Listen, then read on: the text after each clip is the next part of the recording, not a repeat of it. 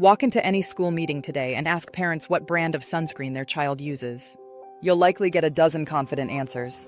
Ask what math curriculum their child is using or how reading is taught, and you'll be met with blank stares. After a century of public education, the American parent has been trained not to know, not to ask, and not to care. The modern educational consumer is not just uninformed, they have been deliberately de-skilled, disempowered, and discouraged from taking any active role in their child's intellectual development. They have become, by systemic design, ignorant and irresponsible. When compulsory schooling laws were passed in the early 20th century, they were hailed as a democratizing force. But behind the rhetoric of equality and opportunity was a more sobering reality: the transfer of responsibility for a child's education from the family to the state. The system was built to produce obedient citizens and compliant workers. It rewarded standardization over individuality and convenience over depth. Over time, parents were asked to do less and less.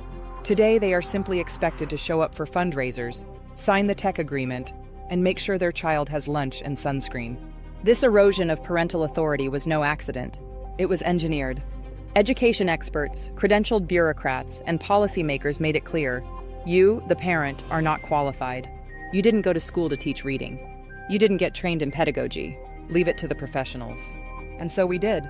Today's educational consumer is hyper-attuned to surface-level details. They know how many grams of sugar are in the school snack. They care deeply about nut allergies, UV rays, and screen time. They'll storm the principal's office over recess rules or seating charts, but they won't ask what books their child is reading or why the school dropped grammar instruction altogether. Many parents cannot name the subjects their child is learning, let alone the approach being used. Fewer still can describe the purpose of that education.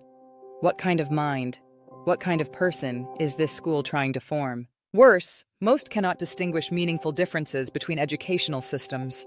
To them, a STEM charter school, a parochial school, and a Montessori school are just flavors, equally alternative, and therefore equally acceptable. Choosing a school becomes like choosing between mineral sunscreen or chemical sunscreen, a matter of preference, not consequence. But the differences are not cosmetic. They are foundational. One model trains for obedience to standards, another for obedience to authority, and another for self-mastery and inner discipline. These paths do not produce the same human being, but the parent who doesn't know the difference cannot choose responsibly.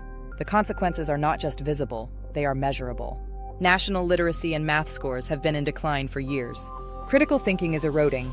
College students struggle to reason, write clearly, or distinguish opinion from fact. And yet few parents ask what went wrong. Fewer still take ownership of the outcome. The system counts on this. A dumbed-down educational consumer doesn't make demands. They fill out the forms, follow the rules, and blame the child when things go wrong. There are exceptions. Homeschoolers must become active consumers. They choose curricula, track progress, and reflect deeply on what they want their child to know and be. Montessori parents are expected to understand the materials, the philosophy, and the developmental stages of their child's growth. These parents are not passive. They are partners. But for the average parent in the public system, that partnership has been severed, replaced with a one-sided arrangement where the state decides and the parent complies. This must end. To rebuild something better, we need more than a new policy or school choice. We need a new vision of what education actually is and what it could be. Fortunately, that vision already exists. It was discovered over a century ago by Maria Montessori, and when fully understood, it changes everything. Montessori is not just one approach to education among many. It is a discovery and an invention. The discovery is of a hidden power in children, a deep internal motivation to perceive reality. The invention is how to unleash it. Maria Montessori saw it for the first time in a 3-year-old girl repeating a single material, wooden cylinders, over and over again, ignoring everything around her.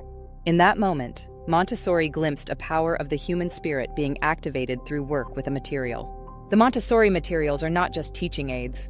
They are inventions, engineered tools that help children unlock the powers already working within them.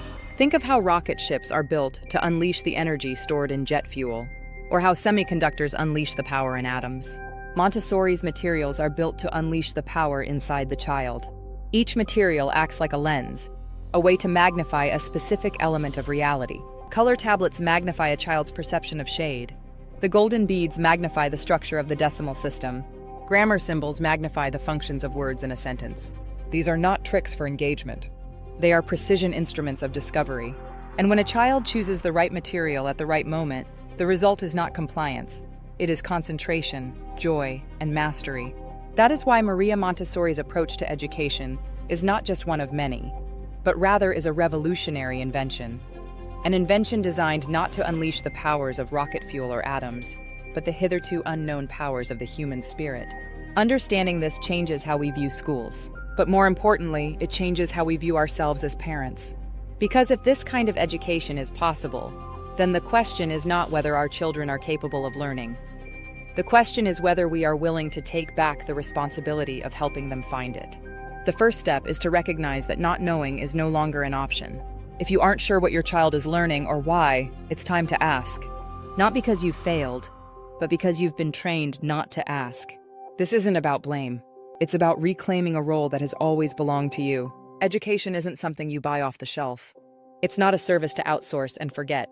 It's a sacred responsibility, one that only a parent can fully own. And it's never too late to start, because your child's future depends on more than safe snacks and signed permission slips.